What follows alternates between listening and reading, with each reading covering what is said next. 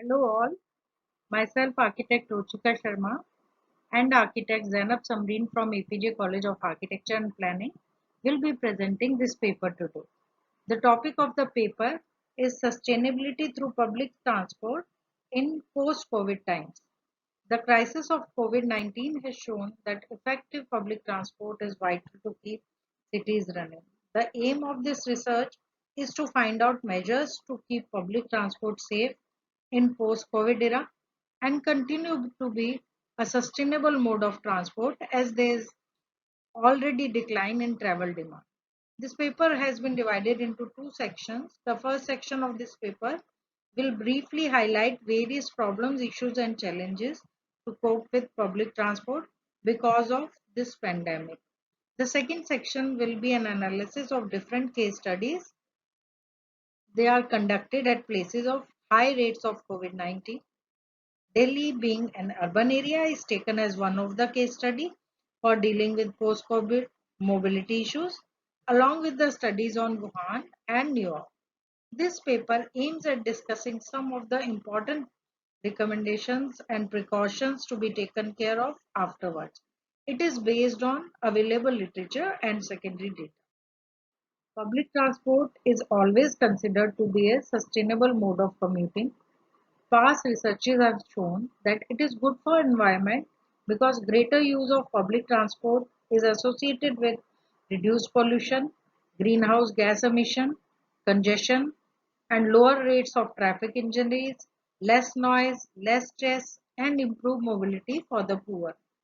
But in the pandemic scenario, they are being considered as high risk as they carry large crowd of people in tightly packed, enclosed spaces with limited ventilation. No reliable of no reliable control to identify potential sick people. And there are a variety of common surfaces like ticket machines, seats, handrails, doorknobs, etc., which can spread the virus through touch. New strategies must be adopted to continue reaping the sustainability enhancing benefits of public transport. The purpose of this research is to find measures to keep public transport safe, to mitigate the threat to public transport in post-COVID era, so that it continue to be a sustainable mode of transport. There are strategies to be adopted to rebuild the trust in public transport so that people do not revert back to their private vehicles. However, many issues will have to be addressed before public transport services can be operated safely and in full capacity to answer the demand of mobility.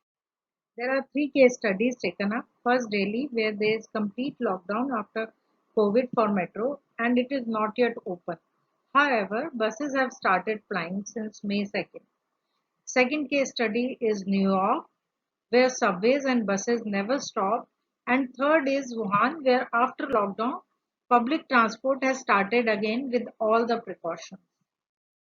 In New Delhi, there was a drastic fall in ridership in Delhi Metro. It reduced by 10 lakhs per day by mid-March only.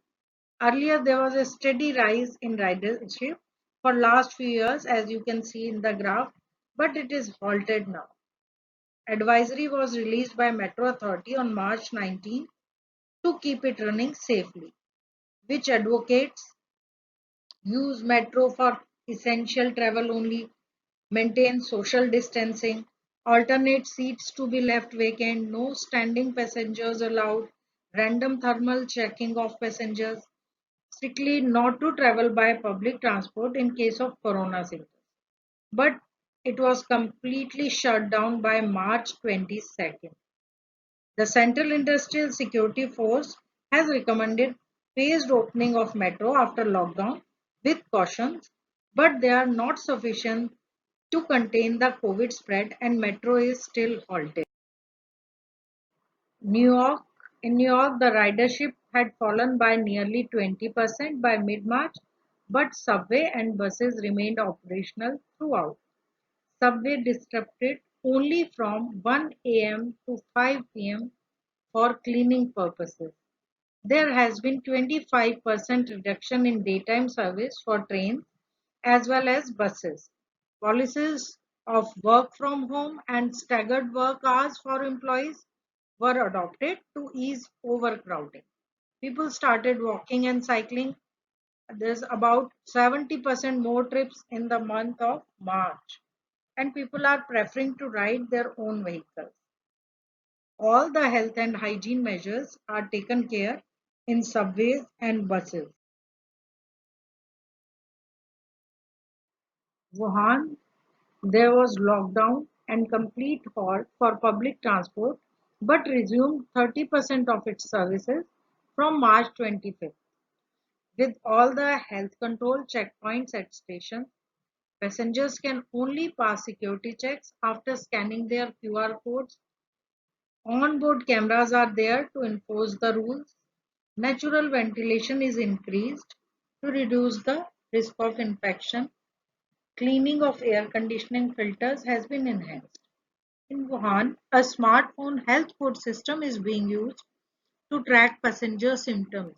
The green signal indicates that the user is symptom free and can board the subway. However, people with their mild illness or who are non-symptomatic might not be deterred from boarding. Quarantine trackers and apps are being used to geofence people. Human contact is reduced by automated machines, but modal share of bus and metro is reduced to 20% from 56%. After analyzing the case studies, we reached to certain suggestions and recommendations in this research, and we took a survey done by CSE. It, it was found that out of the 100% population, 64% population are the ones who are using other modes of transport, and 36% are the ones which are totally dependent on metro. When this 36% population was surveyed, it was found that after COVID, out of this 36% population, 70% Indians will avoid public transport, and 28% said that they want to buy their own vehicle for the safety reasons. With this, the metro ridership will decline from 37% in pre-lockdown period to 16% post-lockdown. And to mitigate the threat of COVID in public transport, there need to be certain measures that has to be taken, like we need to ensure the safety measures in these public transport, like we can provide we can check for mask, we can provide sanitization, thermal screening at stations is a compulsion of this time, newly designed seating in coaches that can maintain social distancing or that can leave alternate seats vacant.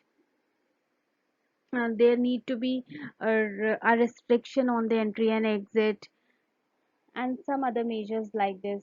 And when we will be doing social distancing, then there is a need to increase in the frequency of trains, because the train which was taking 100 uh, people now will be taking only 50% people, because we are doing social distancing. There is a need to modernize and electrify the bus fleets also, and it is also as advisable to avoid the peak hours travel so that the contact can be reduced. We can also ensure stability through revenue support to transit operations, and we can formulate policies that can support public transport operators and agencies by tax exemptions and giving loans etc. to compensate their revenue loss during this period. We can invest in cycling and walking tracks to reduce pressure on public transport, because serving this huge number of people after this period is a difficult task with the requisite norms. We can encourage people to use traceable payment methods like Paytm, UPay, or Transit Smart Cards, and we are doing this also instead of cash, that can reduce exposure risk, and authorities can quickly inform passengers and relevant communities if someone is diagnosed with COVID. Basically, use of new technology is a call of this time. Um, like when we do the case study of Wuhan, New York, and other countries, we found that they are more of technologically driven countries. Like this, we can have data driven tracking and scheduling systems, and we can have mobile apps um, which can provide us on demand shuttle bus lines. Uh, we can have phone apps for contact tracing, like we are using as Arogya Setu.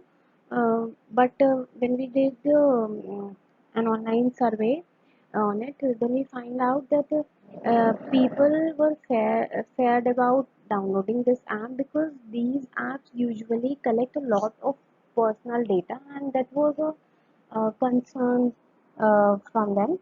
And other thing we can do, we can develop QR code on the mobile phones that raise the user's risk of catching the coronavirus. We can have electronic tracking wristbands that can alert authorities if compulsory home quarantine patients stray.